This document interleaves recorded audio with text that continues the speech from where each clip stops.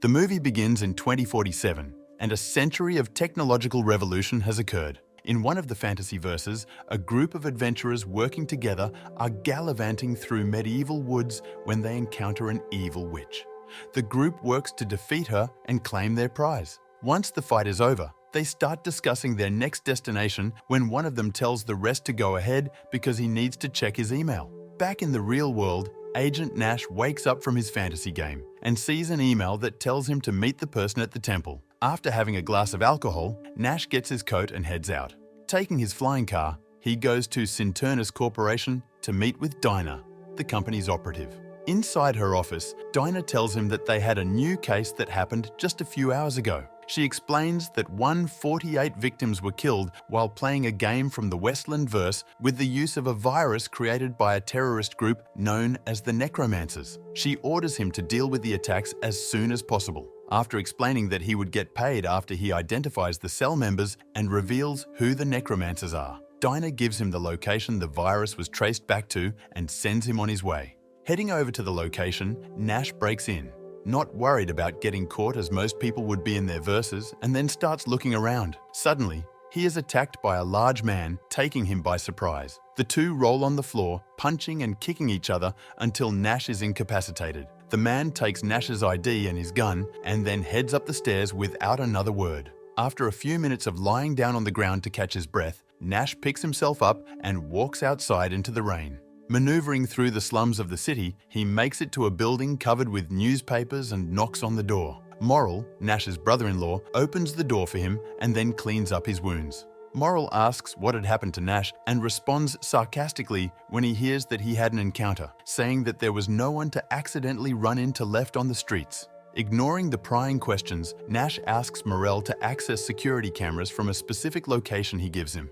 Morrill tells Nash that he'll accomplish the task if he can provide him with a list of hardware he asks for, and they agree. Morrill carelessly mentions Helena, Nash's departed wife who died in a virus attack, in the conversation, which upsets Nash. Angry, he storms off, leaving the apologetic man behind. The following day, Nash is interrupted from his verse, time when Morrill visits him. Morrill informs him that he had found an image of a man who had arrived at the place where Nash had gotten beaten up 3 days before the attack and had never been seen again. Giving him all of the information in a flash drive, Morrill leaves. Taking the flash drive he had received from his brother-in-law, he goes to meet Dinah and asks her to identify the person in the image so he can find him. While they wait for results, Dinah updates him on how they are handling the cover-up of all the victims to keep the public from panicking. A few minutes later, the report comes in and Nash receives the exact location and apartment number of the person on the video he had given Dinah. Leaving the facility, Nash heads down to the apartment and cautiously moves up the stairs to avoid being surprised like the last time. Just as he expected, the man who had beaten him up last time makes an appearance and the two start fighting. Although the man manages to get many good hits on Nash, he finally manages to shoot the guy in the head. He then sees the potential threat already connected to the verses and is forced to kill him as well. After a long gunfight with the game's villains, Nash and his companion encounter a cyborg with a large machine gun. While his companion distracts the cyborg, Nash quietly sneaks up on him and shoots him in the head. Once they're safe from any attack, they go to the stronghold where they meet other members of the Necromancers. John informs the men that they have been getting visits from Interpol as their hackings have been getting more and more specific. Nash finds out that the Necromancer's goal was to force players out of the games and back into the real world, but they have been unable to control the media, therefore their efforts have gone to waste. The leader of the group, Camille, asks his men to bring in a device, and as soon as it's set up, he has his men capture Nash, having already figured out that it was not their colleague. Nash tries to log out, but the device that had been set up prevented anyone in the vicinity from leaving the game willingly. Camille orders his men to find Nash's body as he lies in their dead friend's chair and retrieve him for torture. Before the men could find him, Nash uses his avatar to attack the men that were holding him and then detonates the bomb on one of the men's waists, blowing up the place and releasing him from their hold. Before Camille's people could charge in, Nash was ready and immediately took them out as they rushed in.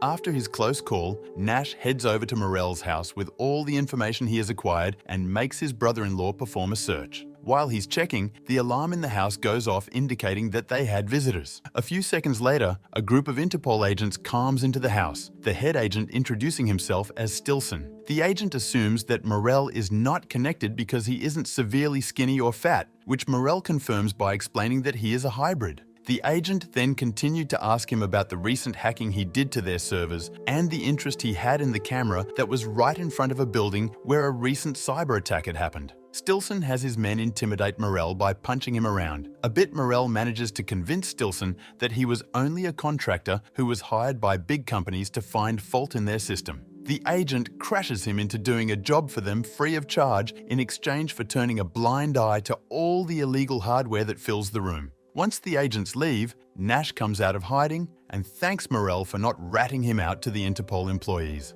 After making sure that he can count on Morel to finish the job, Nash goes home and connects himself to one of the verses, assuring himself that his flat is still one of the safest places for him. After waking up in a medieval fantasy world with flying ships and dragons, Nash finds himself battling men with swords with his usual crew and the woman that he imagines is a replacement for his dead wife. During the game, he receives an email from Dinah requesting his presence at the facility. When he enters her office, Dina immediately tells him that Interpol has visited them and lets him know that they are aware of what has happened. Nash makes his report by telling Dina that the attack was launched on the 3 biggest companies, 2 officially, and 1, Cinternus Corporation, was kept a secret. Although she congratulates him for his efficient detective skills, Dina is frustrated that the trail that was leading them to the necromancers had gone suddenly gold. Nash explains that the necromancers were maneuvering cleverly by having some of their members log in at all times and the rest log in and log out from somewhere else. Dina is anxious to have this problem resolved as soon as possible and hates the involvement of Interpol.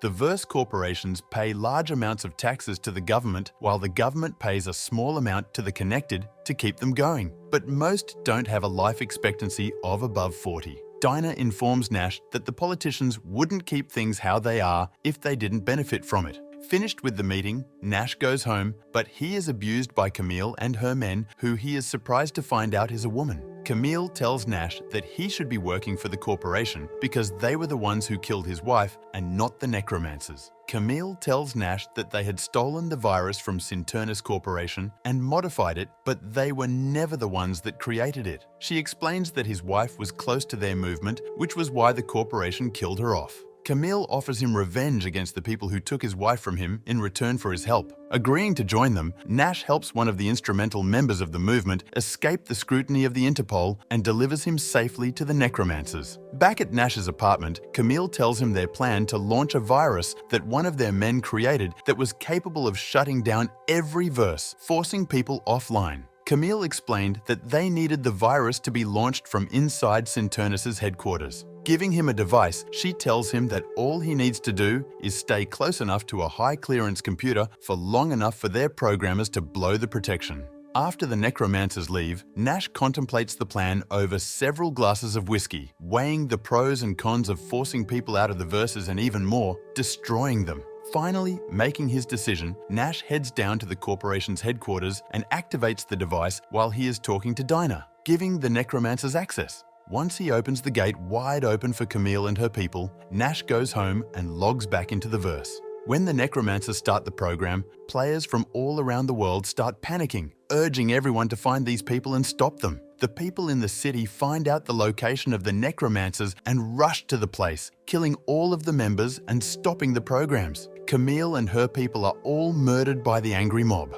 After the riots, Nash is called back to the headquarters and informed about the incident, explaining to him that the terrorist organization was finally crushed. After informing him that he would get paid for the elimination of the necromancers, Dina tells him that their programmers have found out that the virus that was launched could only be possible if the relay was in the facility and questions him about his integrity. Nash carelessly implies that he must have been in the wrong place and at the wrong time. Dinah refrains from issuing an investigation, but tells Nash that their collaboration is over. When he is about to leave, Dinah asks him what could have made him turn, and he tells her that he knew they were the ones who killed his wife. Dinah assures him that although they had created the virus, the necromancers had come up with their version months before his wife was killed. She explains that his wife was working for them by infiltrating the terrorist organization and that when they found out, they had eliminated her. When she sees the confusion on his face, Dina assures him that she is telling the truth and gives him the freedom to believe what he wants.